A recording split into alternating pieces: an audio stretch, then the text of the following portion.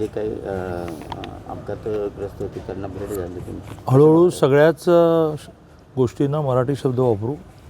त्यामुळे दारू पिऊन बेभान होऊन गाडी चालवण्याच्या अपघातातून जे जखमी झाले त्यातले 16पैकी 8 जणांना डिस्चार्ज मिळाला आहे आणि 8 जणं अजूनही रुग्णालयात आहेत.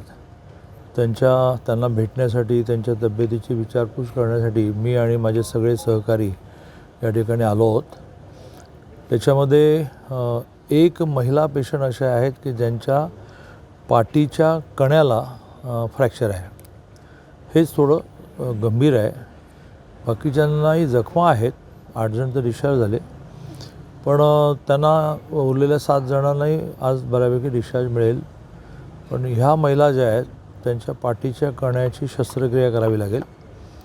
मी डॉक्टरांना असं सुचवलं की पाठीचा कणा हा शरीराचा इतका नाजूक भाग असतो, त्याचा शरीराच्या वेगवेगळ्या भागाशी प्रामुख्याने हात पायाच्याशी संबंध असतो. त्यामुळे वेळ पडली तर बाहेरून चांगले तज्ज्ञ आणा, पण ही शस्त्रक्रिया व्यवस्थित झाली पाहिजे. जो गाडी चालवत होता तो बाहेरचाही होता, प्यालेला होता. लोकांनी पण बेभान होऊन थोडं त्याला मारहाण केली आहे आणि पोलिसांच्या कस्टडीत तो आहे. अशा सगळ्या घटना घडत असताना पोलिसांची जशी जबाबदारी आहे तशी स्वाभाविकपणे एकूण नागरिकांनीसुद्धा आपलं कर्तव्य, हक्क सगळे कळतात तसं कर्तव्याची सुद्धा जाणीव ठेवली पाहिजे असं मला वाटतं. घटना उघड असूनही त्याची पण नीट चौकशी व्हायला लागेल की हा कोण, इथे का आला, कुठे प्याला, पण नेमके त्यावेळेला वाहतूक पोलीस कुठे होते, अशी सगळी चौकशी होऊन त्याचा अहवाल सादर होईल. प्रामुख्याने बघितलं तर सांगली महापालिकेत पार्किंगची मोठी समस्या आहे. याबाबत महापालिका आणि पोलिसांना दोन्हीनं वारंवार सूचना दिल्या, पण महापालिकेची जो पार्किंग समस्या आहे किंवा गावात फिरण्यासाठी जागासुद्धा नाही आहे. असं आहे की जेवढ्या म्हणून सुविधा उपलब्ध करता येतील त्या निधीचा विचार न करता आपण करतो.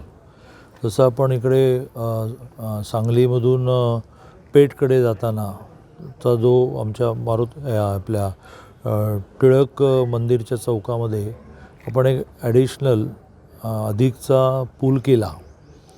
आता तो केल्यानंतर असं लक्षात आलं की वाहनं सगळी तिकडून चालली आणि मागे शेपूट त्याचं मारुती रोडपर्यंत यायला आलं. मग आता असा निर्णय करावा लागेल की बा त्या मोठी वाहनं जी आहेत ती इथून जाणार नाहीत. आता त्या मोठ्या वाहनांचं म्हणणं असं की मी लांबून गेलो तो वेळी जास्त जातो आणि पेट्रोल डिझेल जास्त खर्च होतो. योगाने काय झालं आहे की वाढत्या लोकसंख्येमध्ये एकाचं हित जे आहे ते दुसऱ्याच्या अहितामध्ये जोडलेलं आहे. म्हणजे समजा फेरीवाल्यांवर कारवाई करायची तर मग स्वाभाविकपणे भूतदयेचा मुद्दा येतो की मग यांचं घर कसं चालायचं, त्यांच्यावर कारवाई नाही करायची तर लोकांनी चालायचं कसं. आता ह्या सगळ्यातून वाट काढत पुढे जायला लागेल. त्यामुळे जरा आचारसंहिता संपली की सांगलीमध्ये वाढणारी वाहनं लक्षात घेता आणखीन काय उपाययोजना करता येतील. जसं आता पुण्याच्या बाबतीमध्ये माननीय देवेंद्रजींनी असं ठरवलं की आता फ्लायओव्हरसुद्धा करण्याच्या स्पॉट असतात ना, कुठेही करून चालत नाही, ते संपले. तर आपल्याला आता भुयारी मार्गाकडे झालं आणि पहिला भुयारी मार्ग त्यांनी घोषित केला शनिवारवाडा ते स्वारगेट. मध्ये ज्यांचं काम नाही त्यांनी डायरेक्ट बाहेर पडायचं. तसं सांगलीमध्ये जरा नीट आराखडा करायला लागेल. मी आत्ता तुमच्या माध्यमातून आवाहन करतो की ज्यांना पिंपरी चिंचवड शहर मला माहिती आहे की एका माणसाने, एका नागरिकाने 1 रुपयाची अपेक्षा न देता त्या काळामध्ये डिझाईन करून दिलं. कुठे ओव्हरब्रिज हवे आहेत, रस्ते किती रुंद हवेत.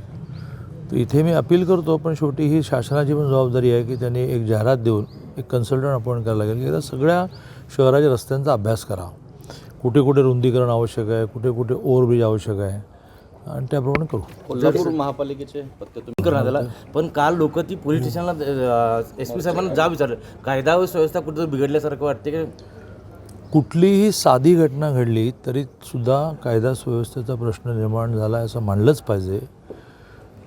परंतु घडणाऱ्या घटनेचं ज्यावेळेला आपण विश्लेषण करतो, म्हणजे मला मान्य आहे की सर्वदूर पोलीस असले पाहिजे, सर्वदूर प्रकाश असला पाहिजे, सर्वदूर ब्लॅक स्पॉट नाहीसे केले पाहिजेत, प्रयत्न चाललेला असतो आणि त्यामुळे गेल्या काही दिवसामध्ये खूप नियंत्रणात आलेलं आहे. त्यामुळे एखादी घटनासुद्धा घडणं चुकीचंच आहे आणि त्याच्यावर पोलीस प्रशासनाला जाब विचारला जाईल. त्यांना नोटीस दिली जाईल, त्यांच्याकडून त्यांचं म्हणणं घेतलं जाईल. वेळप्रसंगी 4 अधिकारी त्याच्यातले दोषी असतील त्यांच्यावर कारवाई पण केली जाईल. जिल्हा परिषद पंचायत समितीसाठी सभा आज घेताय तुम्ही दिवसभर, काय अंदाज आहे एकूण जिल्ह्यामध्ये भाजपने? प्रतिसाद कसा कधी नगरपालिकांमध्ये महाराष्ट्रात जे झालं, महानगरपालिकांमध्ये महाराष्ट्रात झालं ते जिल्हा परिषद होईल. भारतीय जनता पार्टी क्रमांक 1चा पक्ष होईल आणि 12च्या 12 जिल्हा परिषदांमध्ये महायुती म्हणून जिल्हा परिषदेचा अध्यक्ष महायुतीचा होईल. थँक्यू.